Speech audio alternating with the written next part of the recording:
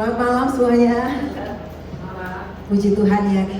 Saudara, malam hari ini seberapapun kita pada hari ini kita berkumpul di rumah Tuhan, kita mau menaikkan syukur karena kebaikan Tuhanlah kita boleh ada sampai hari ini, dan hanya karena penyertaan dan pertolongan Tuhanlah kita boleh melewati hari-hari kita.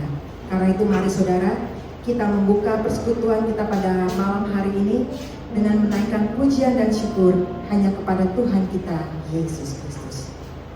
Kita naikkan pujian nomor 75, ku naikkan syukur.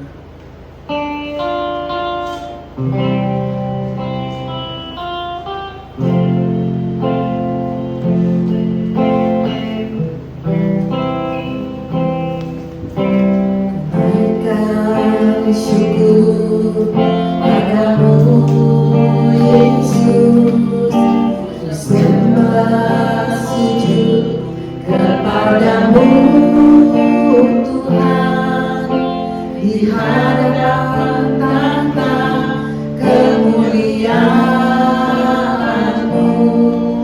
ku tinggikan, ku agungkan selamanya. Ku naikkan syukur, ku naikkan syukur padamu Yesus, ku sembah sujud kepadamu Tuhan, di hadapan tahta kemuliaan-Mu,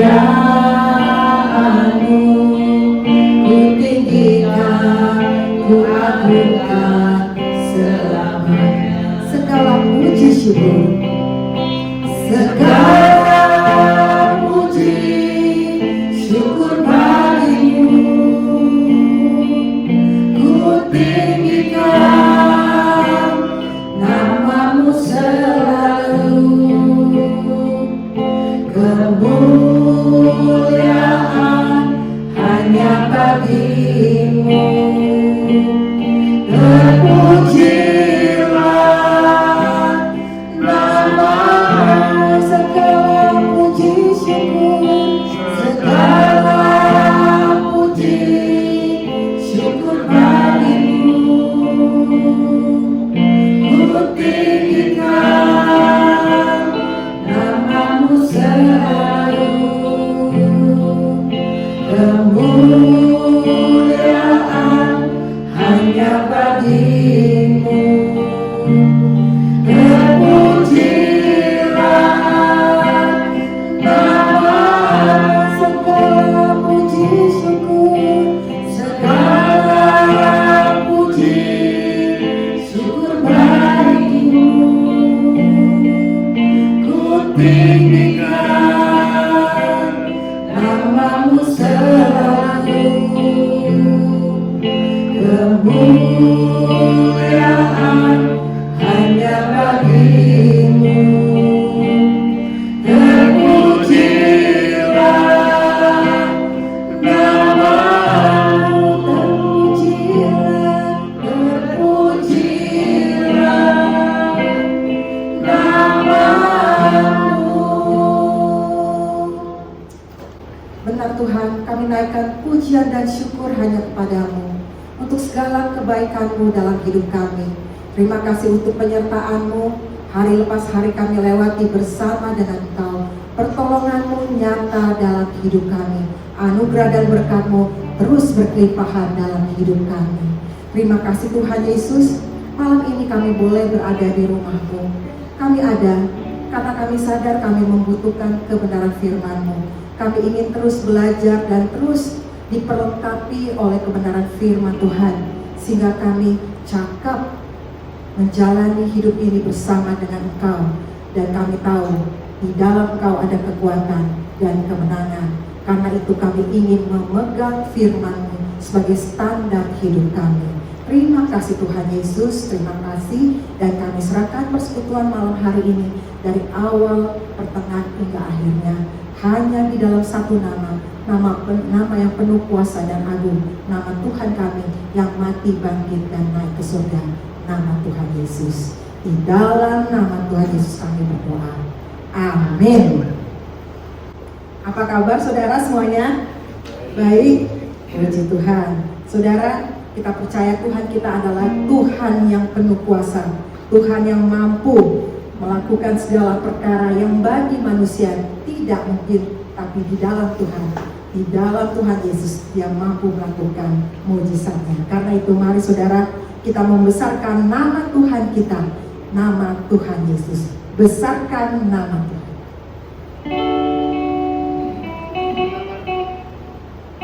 Nomor 112.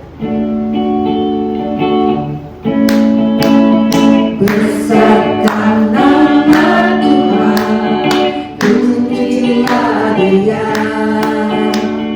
Kemurahannya besar, tiada terkira. Aku tak dapat balas betapa besar kasih-Nya.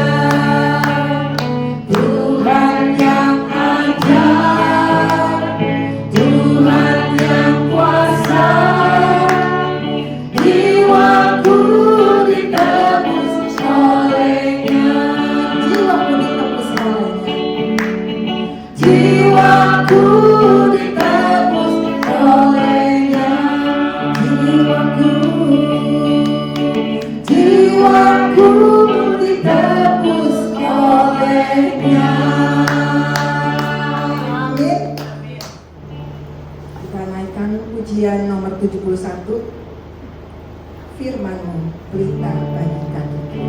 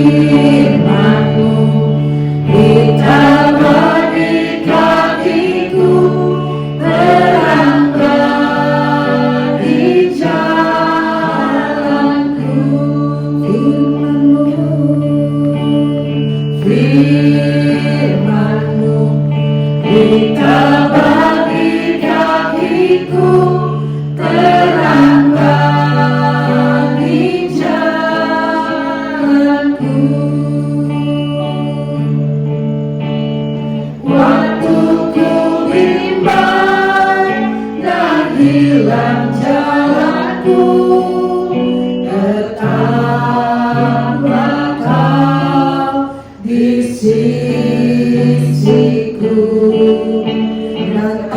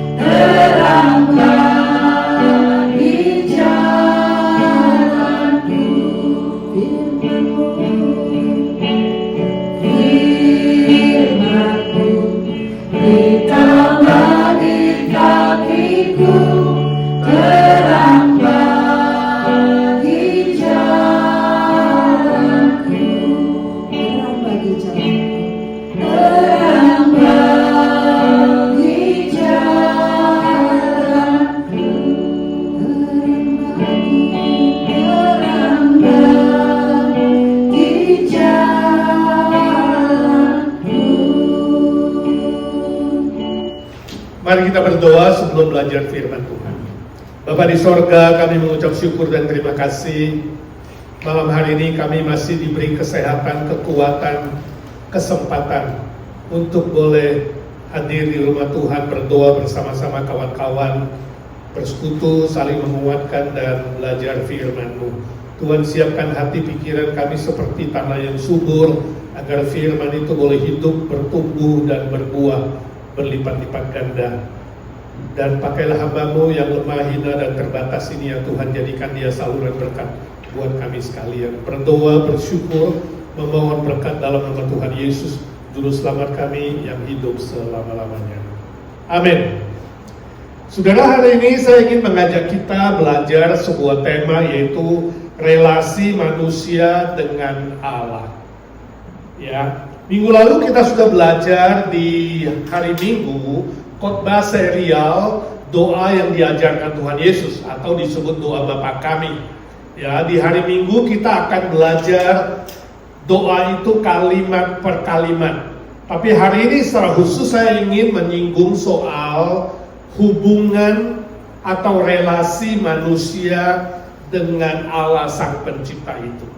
Sebelumnya mari kita diskusikan dulu 3 pertanyaan. Yang pertama, pepatah Amerika Serikat berkata, sahabatmu yang terbaik adalah binatang peliharaanmu. Jadi mereka itu, orang-orang Amerika percaya bahwa binatang peliharaan itu lebih dekat daripada pasangannya.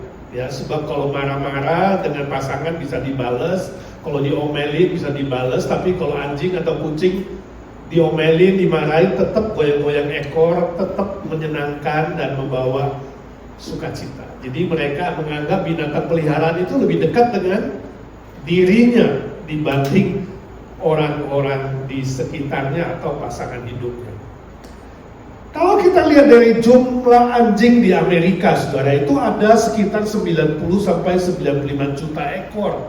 Banyak sekali. Ya, lebih 40% rumah itu ada pelihara anjing. Ya, luar biasa. Sedangkan jumlah kucing itu lebih banyak. Jumlahnya sekitar 100 sampai 140 juta ekor.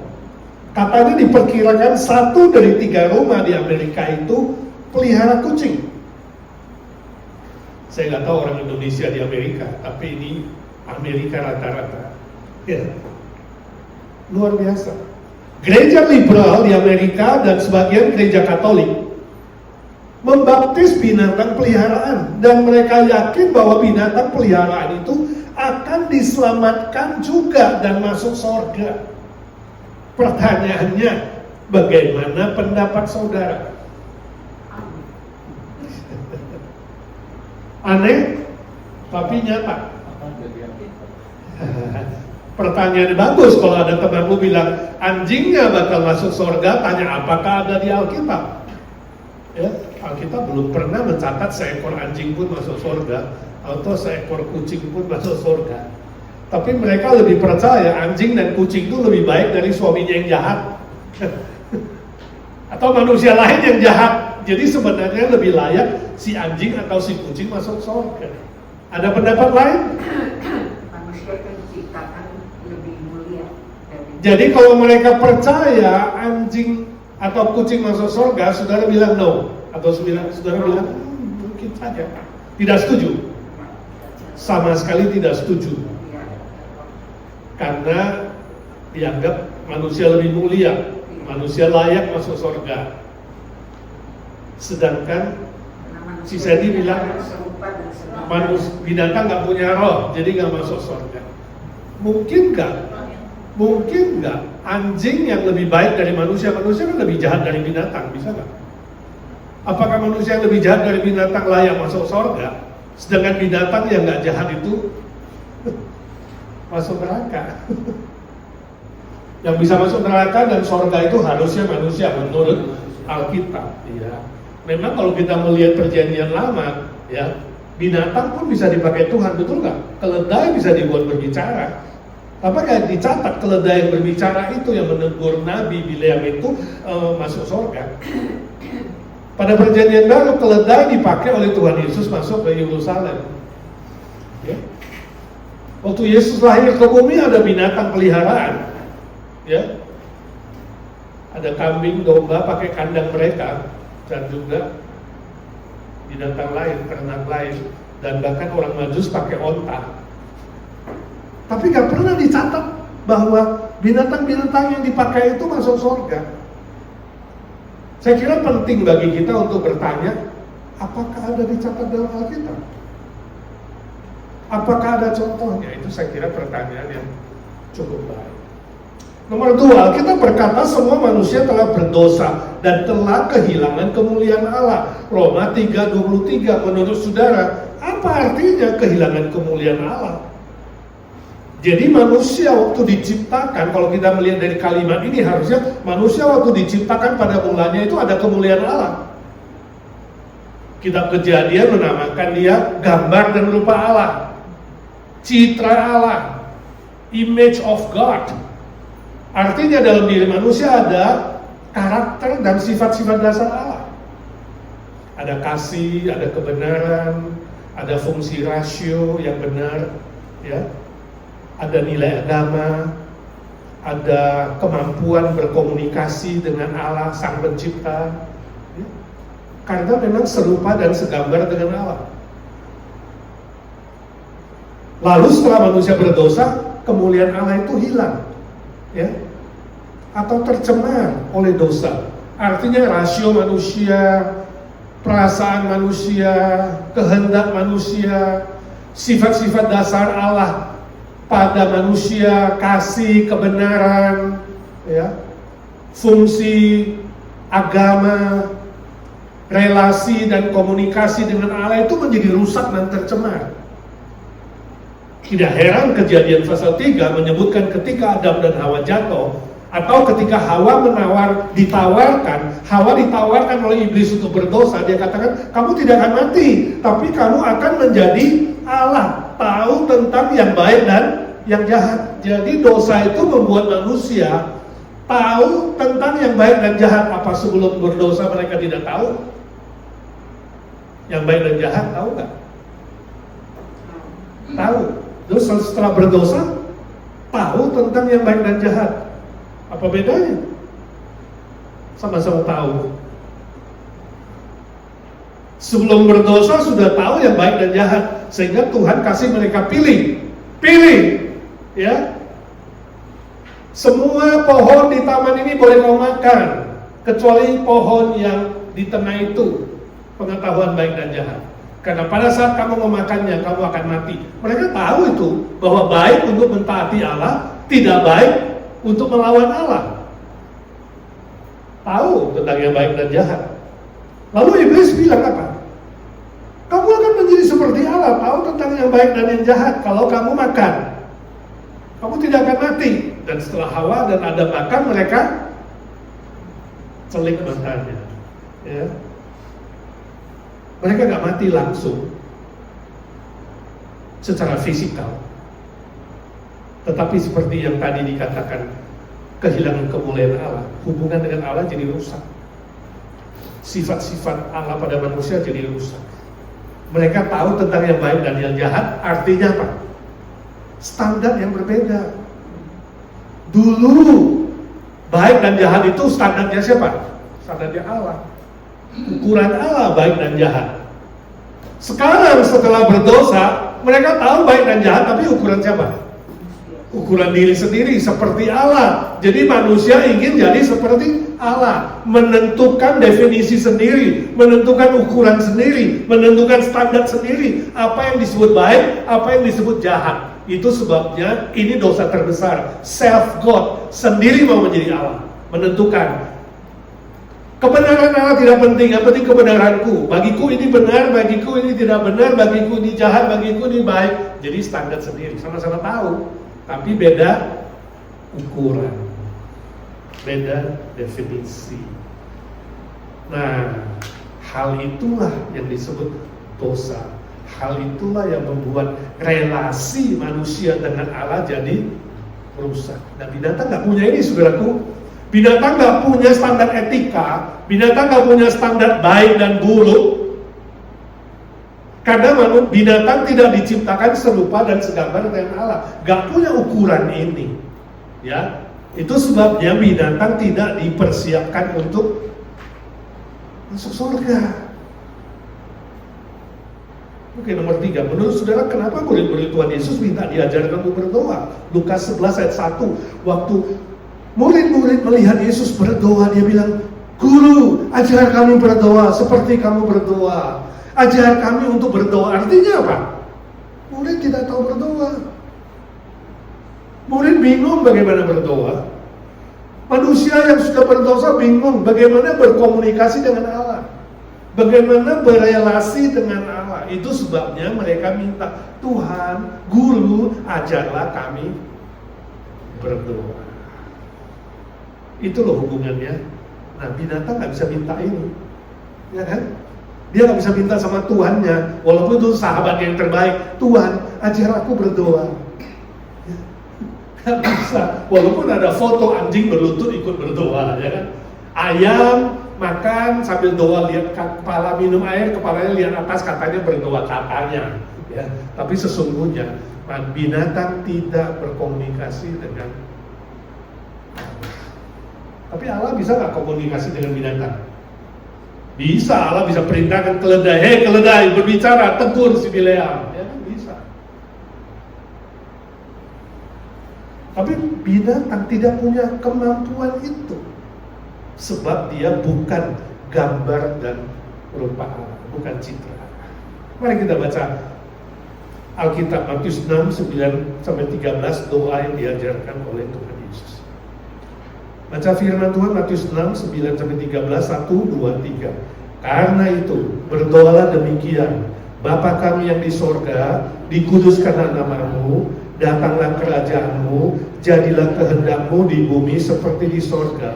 Berikanlah kami pada hari ini makanan kami yang secukupnya, dan ampunilah kami akan kesalahan kami, seperti kami juga mengampuni orang yang bersalah kepada kami. Dan janganlah membawa kami ke dalam pencobaan, tetapi lepaskanlah kami daripada yang jahat. Karena Engkaulah yang punya kerajaan dan kuasa dan kemuliaan sampai selama-lamanya. Amin."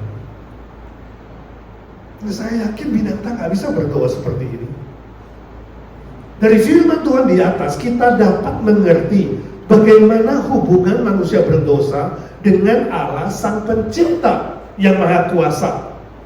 Hubungan yang rusak dan tercemar itu hubungannya bagaimana? Pasti gak mungkin bisa berhubungan dengan baik. Itu sebabnya Yesus mengajarkan mereka berdoa. Akibat hubungan yang rusak ini, komunikasi dengan Allah pun jadi rusak, jadi gak benar. Manusia tidak bisa mengenal Allah yang sejati. Itu sebabnya dari perkataan Tuhan Yesus yang pertama, "Bapa kami yang di sorga," dan diteruskan sampai seluruh ajaran ini, kita bisa melihat hubungan itu.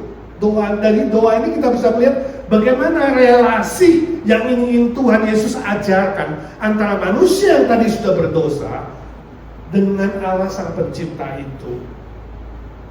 Mari kita melihat istilah kalimat per kalimat. Ya, istilah Bapa kami yang di sorga itu adalah sebuah relasi antara seorang anak dan bapak. Anak dan bapak, makanya panggil Bapa di sorga.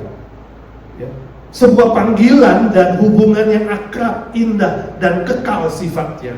Ya, Bapa di dunia itu tidak kekal, tapi paling tidak secara tradisi hubungan ayah dan anak itu hubungan yang dekat. Ada hubungan darah di situ. Nah, untuk menggambarkan bagaimana Allah Bapa sayang mengasihi manusia yang berdosa, maka Yesus memilih panggilan ini, Bapa kami yang di sorga. Kalau kita baca Yohanes pasal 1 ayat 12, di situ dikatakan, barang siapa yang menerima Kristus Yesus sebagai juru selamat dan Tuhannya, dia diberi kuasa sebagai anak-anak Allah. Diberi status yang baru sebagai anak Allah, bukan musuh Allah. Jadi dosa menyebabkan manusia bermusuhan dengan Allah, tapi Iman di dalam Kristus menghasilkan status anak Allah. Dari musuh Allah menjadi anak Allah. Nah, apa aplikasinya buat kita hari ini? Bersyukurlah atas status baru di dalam Yesus Kristus sebagai ahli waris kerajaan surga. Kalau saudara sudah beriman, kalau saudara belum beriman, terimalah Yesus Kristus menjadi juru selamatmu dan Tuhanmu, maka statusmu diubah dari musuh Allah menjadi anak Allah, menjadi ahli waris kerajaan surga. Sebab itu, janganlah saudara minder, tapi makin percaya diri. Ya, sebab saudara punya status baru. Kita punya status baru, bukan anak setan, bukan anak manusia biasa, anak siapapun yang paling terhormat dan paling kaya di dunia, bukan, tapi anak Allah yang maha besar, maha tinggi, maha mulia, maha kuasa. Perlu berbangga diri, bukan sombong, berbangga diri karena Yesus Kristus. Jangan minder, tapi makin percaya diri. Walaupun dalam diri saudara ada kekurangan, jangan menghina diri, mengejek diri. Orang lain boleh mengejek, tetap saudara harus percaya diri bahwa saudara adalah anak Allah. Dan makin setia dan tekun dalam membangun kehidupan yang akrab melalui doa yang dinamis, yang tekun di dalam Tuhan Yesus. Bangun hubungan itu. Katakan, Bapa di surga, walaupun tetanggaku menghina aku gak peduli. Walaupun teman baikku tidak suka padaku, aku tidak peduli, aku tidak minder. Aku bersyukur sebab aku dijadikan anakmu, Bapa. Sebuah kebanggaan. Bangun hubungan yang mantap. B. Istilah dikuduskan namamu adalah relasi antara seorang penyembah dan Allah yang disembah. Ya. Hanya Bapa di sorga yang patut disembah, dipuji dan ditinggikan. Itu kata Mazmur 103. Ya, saudara boleh baca semua, tapi minimal baca ayat 1 sampai 5, 20 sampai 22. Hanya Bapa di sorga yang patut disembah dan dipuja dan ditinggikan waktu saudara berkata dikuduskan namamu. Ya. Nah, binatang nggak bisa lakukan ini, binatang nggak bisa memuji Tuhan. Ya. Binatang nggak bisa menyembah Tuhan, Sang Pencipta itu. Berbeda dengan kita yang sudah diselamatkan. Aplikasinya apa? Buanglah semua berhala dalam hidup saudara dan setialah dalam beribadah kepada Bapa di dalam Yesus Kristus. Dan hiduplah dalam kekudusan dan kebenaran, sebab hanya satu yang patut disembah dan dipuja, Allah Bapa yang kita kenal dalam Yesus Kristus. Jadi semua yang bisa saudara tinggikan, saudara puji-puja, saudara banggakan, termasuk binatang peliharaan, itu bisa jadi berhala. Uang, harta, kekayaan, pangkat, jabatan, benda, materi, dan binatang peliharaan bisa jadi berhala. Buang itu, sebab hanya Bapa di sorga yang patut disembah. C. Istilah datanglah kerajaanmu adalah relasi antara seorang rakyat dan rajanya. Seorang rakyat dan rajanya, artinya Allah pemimpin yang sejati itu, yang memberi perintah supaya kita hidup dengan baik dan benar. Kalau kita membaca Injil Matius seluruhnya pasal 13, kita melihat bagaimana Yesus memberikan banyak perumpamaan tentang kerajaan. Ya. Jadi bersyukurlah bahwa status kita itu juga rakyat yang punya raja segala raja. Wahyu 1:5-6 dikatakan Yesus Kristus itu ditentukan menjadi raja segala raja dan tuan segala tuan. Ya, luar biasa. Raja. Tidak heran kita punya lagu Aku Anak Raja. Ya. Engkau anak raja, sebenarnya rakyat ya. Anak itu maksudnya anak dari Bapa tadi. Ya. Jadi aplikasinya apa? Belajarlah mentaati firman Tuhan sebagai wujud mengasihi Tuhan. Itulah syarat untuk mendapatkan berkatnya secara berlimpah. Yohanes 14 ayat 15 mengatakan, barang siapa yang mengasihi aku, kata Tuhan Yesus, dia akan menuruti segala perintahku. Dia raja segala raja, kita mentaati perintahnya. Kalau raja memerintah, gak ada alasan untuk tidak taat. Mutlak. harus ditaati. Dan itu merupakan syarat mendapatkan berkat. Matius 6:33, carilah dahulu kerajaannya dan kebenarannya. Kerajaannya, tinggikan Yesus sebagai Raja segala Raja, dan cari tentang hal-hal yang berkaitan dengan Sang Raja itu, maka segala sesuatu ditambahkannya kepada kamu. D, istilah jadilah kehendakmu. Ini adalah relasi antara seorang hamba dan tuannya. Hamba dan tuannya. Jadi kita bersyukur kita diangkat menjadi anak, menjadi rakyat yang taat kepada raja, menjadi penyembah yang harus meninggikan dia, tapi juga seorang hamba yang diberi kesempatan untuk melayani pekerjaan Tuhan. Ini luar biasa. Ya.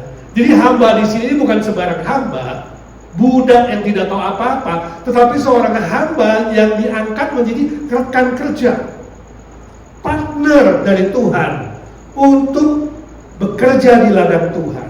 Ya. Yesus adalah Tuhan segala Tuhan, Wahyu 19 ayat 6. Tuhan Yesus yang menyelamatkan kita, Dia juru selamat, Dia penebus, tapi Dia juga Tuhan yang layak dilayani. Itu sebabnya ketika Thomas melihat tangan bekas paku tangan Yesus dan kakinya dan lambungnya, dia berkata, "Ya Allahku, ya Tuanku atau Tuhanku." Artinya, Engkau yang tertinggi yang aku patut sembah, dan Engkau adalah Tuhan segala Tuhan yang aku patut layani seumur hidupku. Maka Thomas sang rasul bertekad menjadi misioneri pertama ke India yang paling jauh dari Yerusalem, dan dia memulai gereja Tuhan di sana. Sebuah penyembahan yang total dengan memberikan seluruh hidupnya, dan sebuah pelayanan yang total dengan mempersembahkan seluruh hidupnya di mezbah Tuhan, memenangkan jiwa-jiwa yang tidak mengenal Tuhan kembali kepada Tuhan Yesus Sang Juru Selamat. Luar biasa. Aplikasinya apa buat kita? Layanilah pekerjaan Tuhan dengan penuh tanggung jawab. Penuh tanggung jawab artinya maksimal. Saudaraku masih ingat perumpamaan Tuhan Yesus Matius 25, hamba yang diberi 5 menghasilkan 5, itu maksimal. Hamba yang diberi 2 talenta menghasilkan 2 talenta, itu maksimal. Saya nggak tahu berapa yang Tuhan berikan kepada saudara hari ini, tapi mari kita layani Tuhan dengan maksimal. Bukan tanggung-tanggung, tapi tanggung jawab total maksimal. Dan juga rendah hati, kata Lukas 17. Setelah selesai melayani, jangan katakan untung ada saya, tapi katakan aku hanya hamba yang hina yang tak berguna ini. Rendah hati. Dan pada suatu hari kita semua akan dihakimi. Apakah sudah menjadi hamba yang baik dan setia? Itu ukuran hamba yang sukses. Yang baik dan yang setia sampai akhir hidup. Ingat, pelayanan saudara takkan sia-sia, tapi ada upah yang kekal di sorga. 1 Korintus 15:58. Biarlah suatu hari ketika kita bertemu Tuhan muka dengan muka, Tuhan Yesus berkata, "Mari hambaku yang baik dan setia, masuklah ke dalam kebahagiaan Tuhanmu dan nikmatilah seluruh sukacita sorga dan kebahagiaan selama-lamanya." Amin. Ya, hari ini saya akan berhenti di sini. Masih ada 4 relasi lainnya sampai amin. Minggu depan kita akan lanjutkan yang kedua. Tapi minimal 4 relasi hari ini menjadi perenungan kita. Hubungan anak dan bapa, hubungan seorang penyembah dan Allah yang maha besar yang patut disembah, hubungan antara seorang rakyat dan raja segala raja yang kita patut menerima perintahnya, dan hubungan seorang hamba dan Tuhan. Kita harus melayani Tuhan seumur hidup dengan mempersembahkan yang terbaik. Seluruh hidup kita, kata Roma 12 ayat pertama, persembahkanlah hidupmu menjadi persembahan yang kudus, yang baik, yang benar, dan yang berkenan kepada Bapa di sorga. Siap? Siap aja lemah. Siap? Puji Tuhan. Minggu depan kita lanjutkan 4 relasi lainnya. Mari kita berdoa. Bapa di sorga, kami bersyukur hari ini melalui doa yang diajarkan Tuhan Yesus, kami dimengerti kebenaran-Mu ya Tuhan. bahwa kami yang telah berdosa kehilangan kemuliaan Allah dipulihkan kembali di dalam Yesus Kristus. Sehingga relasi yang sudah rusak, komunikasi yang rusak boleh dikembalikan kepada semula. Terima kasih Tuhan untuk kasih setia-Mu Tuhan Yesus yang mati dan bangkit buat kami.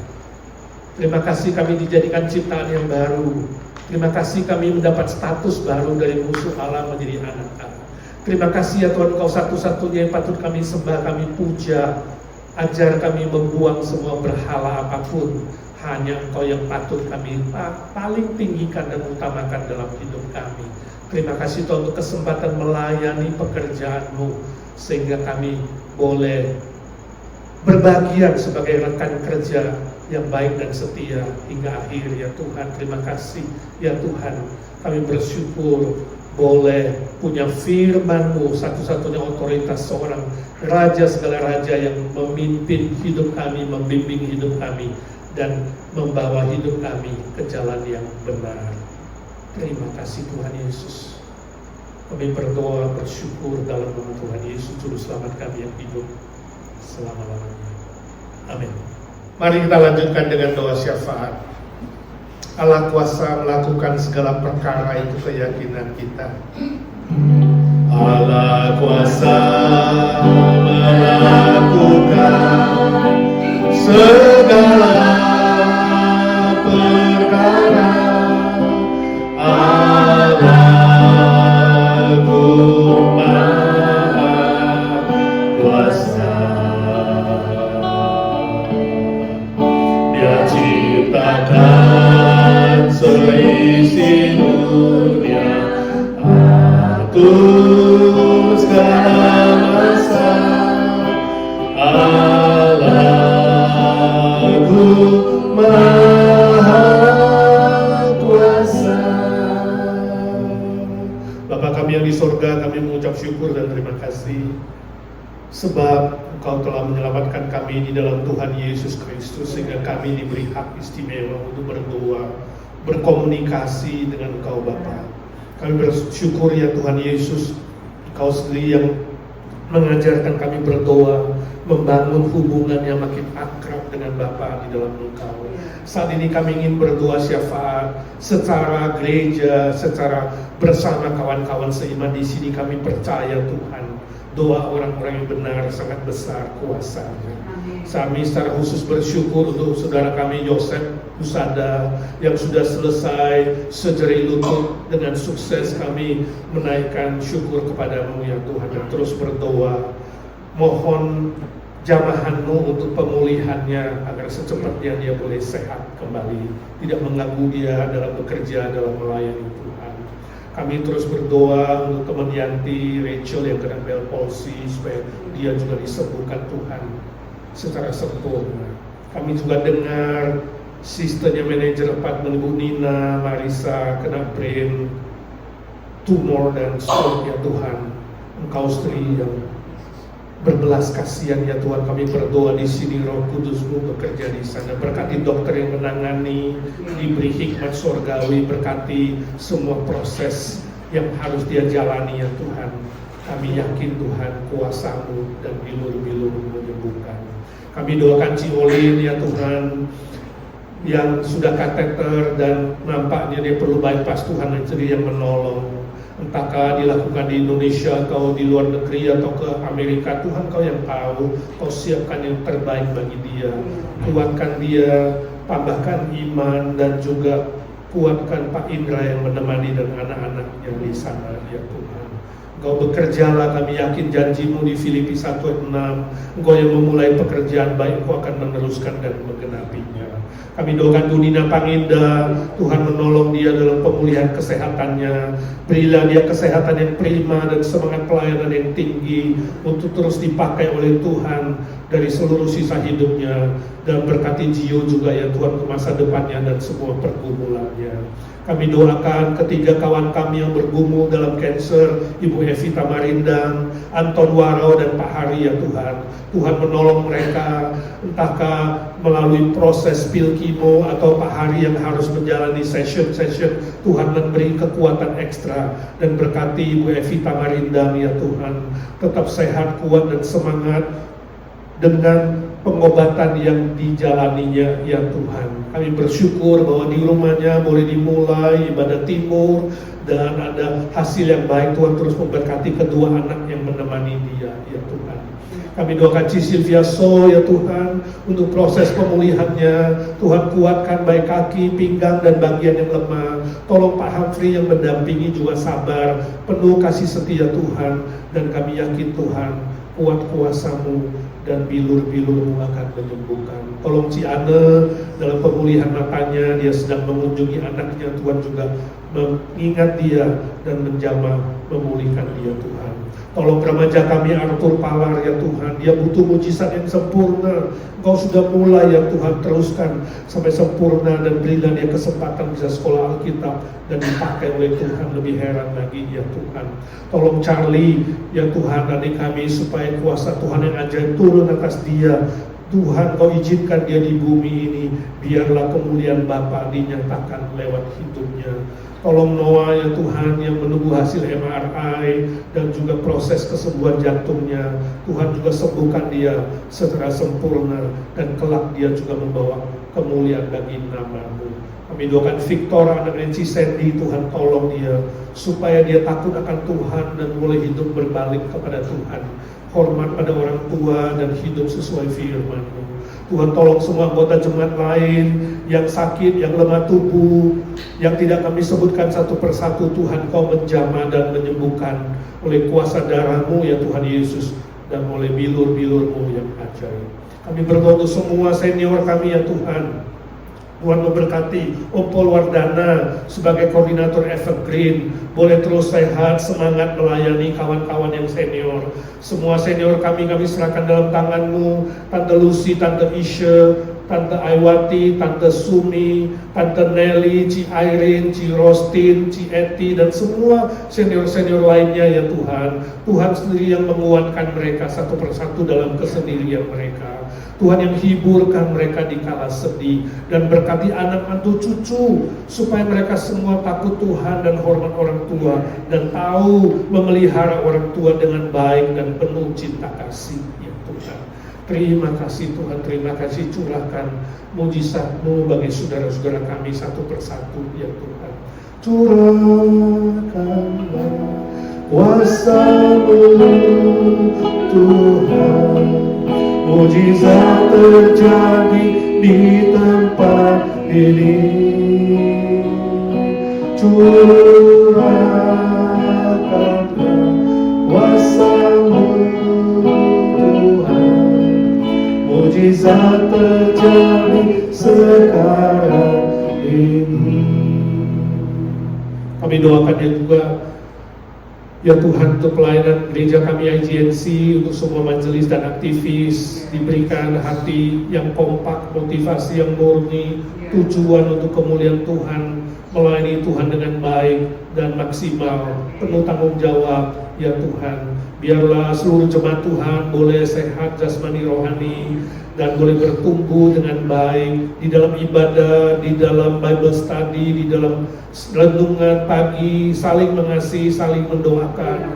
Tuhan memberkati semua program, baik itu penginjilan persahabatan, program diakonia dan permuritan. Kami doakan semua pelayanan komisi, baik itu komisi wanita, Evergreen, baik itu Sunday School anak-anak dan remaja kami ya Tuhan. Berkati semua guru-guru yang mengajar, Guru Injil Gio dan Gaby, Guru Injil Nina Panginda yang menangani pemerhati, dan Guru Injil Shirley yang menangani ibadah ya Tuhan, dan juga Guru Injil Easter yang mengkoordinir guru-guru sekolah minggu. Kami rindu Tuhan, gereja IGNC memasuki tahun ke-20 ini boleh bertumbuh secara kualitas dan kuantitas. Kami bersyukur sekali lagi untuk ibadah sore wilayah timur ya Tuhan. Kami doakan untuk rencana utara dan selatan. Tuhan siapkan tempat, Tuhan siapkan orang-orang yang perlu dilayani dan dimenangkan bagi kerajaan-Mu.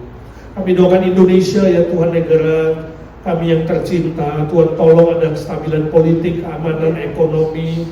kerukunan beragama, khususnya ya Tuhan, pertumbuhan ekonomi. Tuhan tolong supaya Indonesia lebih maju. Ya Tuhan, kami doakan gereja-gereja lebih kompak dan boleh dipelihara Tuhan dalam memenangkan jiwa, mengabarkan Injil ya Tuhan. Tolong pemerintah supaya lebih takut akan Tuhan, punya hati nurani yang tinggi dan moral, tanggung jawab yang tinggi dan yang benar, adil, demi mendatangkan kesejahteraan rakyat. Kami doakan Amerika ya Tuhan, Tuhan menolong supaya juga ada kestabilan politik, ekonomi, kebijakan imigrasi khususnya bagi banyak saudara-saudara kami yang menunggu status. Tuhan buka jalan yang terbaik. Tolong juga ada keamanan dan kebangunan rohani dan moral. Kami doakan gereja-gereja yang liberal ya Tuhan, sepertiga di Amerika ini. Tuhan tolong supaya punya hati yang bertobat, kembali ke jalan kebenaran Tuhan. Tuhan tolong perang Amerika dan Iran benar-benar selesai dengan baik dan adil ya Tuhan, demi kebenaran Tuhan.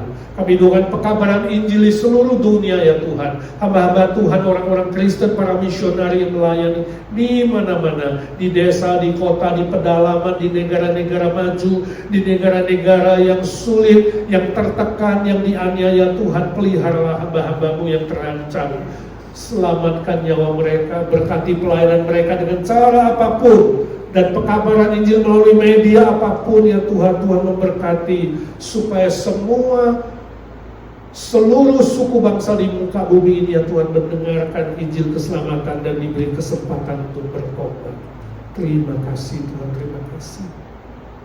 Ini kami berdoa, hamba-Mu berdoa ya Tuhan untuk semua kawan-kawan yang hadir maupun yang mengikuti online, pergumulan pribadi yang hamba tidak tahu. Tuhan, Engkau maha tahu, maha mendengar, maha melihat, maha menolong. Hamba minta dalam nama Tuhan Yesus, dengarkan doa anak-anak-Mu ya Tuhan, dan jawablah sesuai dengan kedaulatan-Mu, waktu-Mu yang terindah dan cara-Mu yang terbaik ya Tuhan. Yesus, Tuhan Yesus, dengar doa kami. Yesus, Yesus, dengar doaku. Janganlah Tuhan lalu, berilah berkat-Mu. Terima kasih Tuhan, bukalah jalan baik masalah keluarga, sekolah, pekerjaan, teman hidup, keuangan, relasi, status, dan pergumulan apapun. Tuhan, Kau dengar doa dan kami bersyukur Engkau sudah mendengar setiap doa itu, dan jawablah, kabulkanlah sesuai dengan kehendak-Mu yang terindah. Dalam nama Tuhan Yesus Kristus kami berdoa dan memohon berkat dan mujizat Tuhan. Amin, amin. Bapa, terima kasih. Bapa, terima kasih. Bapa di dalam surga, ku beri terima kasih.